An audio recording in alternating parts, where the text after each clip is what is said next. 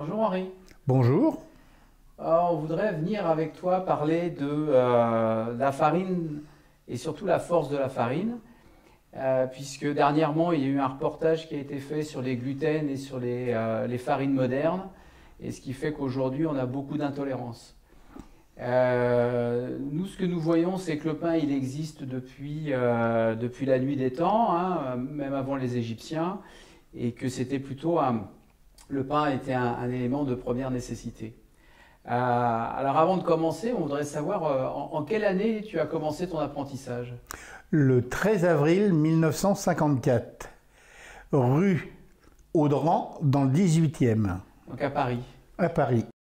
Nous, il fallait qu'on trouve la qualité nous-mêmes. C'est-à-dire que la première des choses, quand la farine arrivait, on prenait une poignée de farine qu'on serrait dans nos mains, on la desserrait.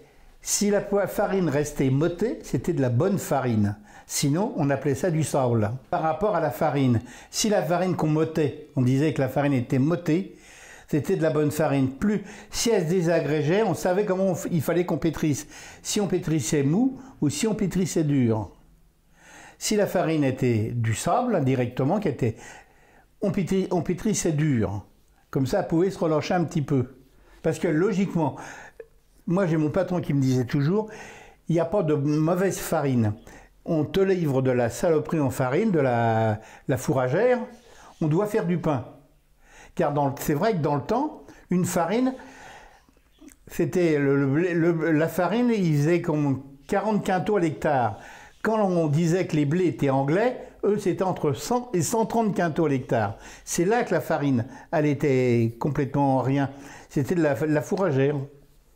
Donc en fait, c'est ce que tu dis, c'est-à-dire que toi, tu as connu cette époque où Oui. en fait, c'était pas de la production, on semait le blé, il avait le temps de pousser tranquillement. Exactement. Et globalement, à chaque fois qu'on vous livrait de la farine, vous arriviez à faire du pain. Ah oui, voilà, tout le temps. Et on était heureux d'avoir des baguettes bien droites et avec une grigne. Et c'était parce que la pâte avait de la force, pas trop. Voilà, on faisait des bonnes baguettes. Et on regardait la température, on voyait le temps qu'il faisait. S'il pleuvait, on devait faire une pâte dure. S'il faisait beau, on faisait une pâte un peu plus tendre. Voilà. Après, on mettait l'eau, le sel, la levure, et on mélangeait la pâte. On mélangeait, quand elle était mélangée, ça durait 3-4 minutes, on la laissait reposer. Au bout de 20 minutes, on donnait un tour pour bien mélanger. On laissait reposer. Au bout d'une heure et demie, on la passait en planche, c'est-à-dire on enlevait la pâte du pétrin pour la mettre dans une planche, c'est-à-dire que c'était un bac. Un bac. On la laissait là, et là, on la laissait monter, c'est-à-dire on la laissait encore une heure et demie. Quand elle était montée, on la pesait. On avait une vieille balance. À l'époque, une balance, c'était avec des chaînes. Ah, la balance romaine. Voilà. Et on pesait nos pâtons. Le pâton, on les mettait sur le tour. Quand le tour était rempli, on les mettait en boule. On laissait pousser. Et après, on attaquait nos pains. Tu peux me rappeler cette histoire avec ce bâton dans le pétrin? Ah ben, le bâton dans le pétrin, c'est-à-dire qu'à la campagne, nous, on l'a peut-être fait une fois, c'est-à-dire que quand le pétrissage était fini, pour attendre pousse, ils mettaient un manche à balai dans le pétrin. Et il y avait une croix à une certaine odeur. Tant que la pâte n'était pas arrivée à ce petit trait, il ne fallait pas pétrir. Des fois, c'était 3, 4, 5 heures après. Donc ça veut dire qu'en fait, il y avait eu un premier mélange. Oui. Un rabat. Un rabat. Un deuxième rabat. Un deuxième rabat. Et ensuite, on laissait pointer la pâte jusqu'à hauteur du manche à balai. Voilà, exactement. Et là, en fait, c'était le repère pour dire que la pâte était prête à façonner. La pâte était suffisamment levée. Fermentée. Exactement. D'accord. Au départ, vous faisiez juste un mélange. Oui. Et quand ça restait dans le pétrin, vous couvriez le pétrin ou c'était à l'air libre? Ah, à l'air libre. À l'air libre. À l'air libre, oui. D'accord. Donc, et votre poids de levure, il était défini par rapport à la température? Ça dépend. Si on était, comme on dit indirectement, pressé ou pas. Si on est en avance ou en retard. On mettait la levure à peu près, je ne me rappelle plus à l'époque, si c'était 20 ou 25 grammes, je ne me rappelle plus par kilo, je ne me rappelle plus. On mettait la levure et le sel, on le mettait à peu près presque à la fin du pétrissage. Alors pourquoi tu le mettais à la fin du pétrissage? Parce que le sel donnait du corps. Pour nous, le sel, quand tu mettais le sel dans la pâte, après la pâte, elle avait du corps. De remettre de la pâte fermentée ou du levain, est-ce que ça vous permettait d'avoir des pâtes qui étaient plus corsées, plus corsées, et ils avaient un goût. Et ça permettait, oui, une pâte plus corsée, et la fermentation était plus douce. On mettait moins de levure. Quand on mettait de la pâte dedans, on mettait moins de levure et la pâte poussait plus doucement. On avait indirectement un levain.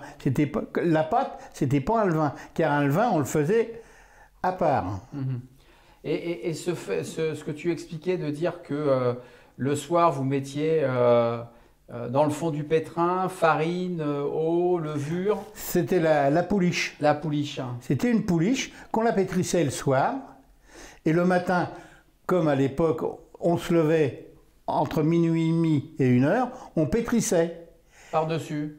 On pétrissait par-dessus. On faisait une pâte normale après, par-dessus. Et on pétrissait si on la pétrissait à 1h, vers 4 heures, la pâte était bonne, 4-5 heures, la pâte était bonne à façonner. Et après, on la façonnait pour qu'on puisse la mettre au four une demi-heure avant l'ouverture.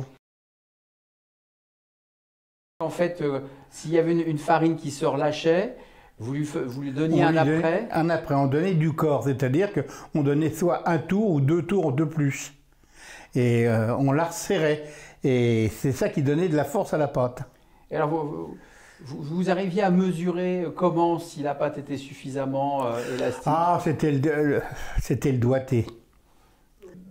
Malgré tout, quand moi j'ai souvenir, quand tu me disais « Ah, cette année, il y a beaucoup plus, les farines vont être faibles, on va avoir du mal à faire du pain. » Voilà, exactement. Donc, vous adaptiez en fait vos fabrications? On faisait la pâte plus ferme. D'accord. On faisait la pâte plus ferme, comme ça nous permettait, si elle relâchait, elle arrivait bien.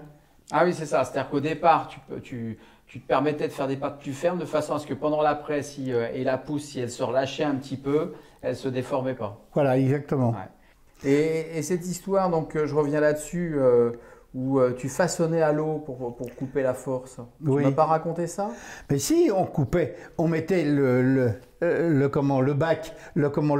planche, elle était pleine de pâtons. Avant de mettre les pâtons, on mettait de l'eau. On mouillait tout et on façonnait nos pâtons à l'eau. Et on les laissait pousser le temps que ça pousse bien et qu'on finisse qu'on finisse le bac qu'on avait fait. Parce que la fournée, on devait en principe la peser en une demi-heure. Mais alors pourquoi façonner à l'eau? On la façonnait à l'eau, ça coupait la force. Et tu peux l'expliquer, ça? Tu peux comprendre pourquoi ça coupait la force? Mon patron m'avait fait voir, il m'a dit « Mets de l'eau sur la planche, tu verras, ça va mieux façonner. » Et ça façonnait mieux. Ah, ça ne déchirait pas la pâte en fait? Voilà, ça ne déchirait pas la pâte. Ah oui, d'accord. Donc en fait, le fait de façonner avec un liquide, voilà, ça permettait en fait de ne pas tirer sur la pâte. Exactement. D'accord.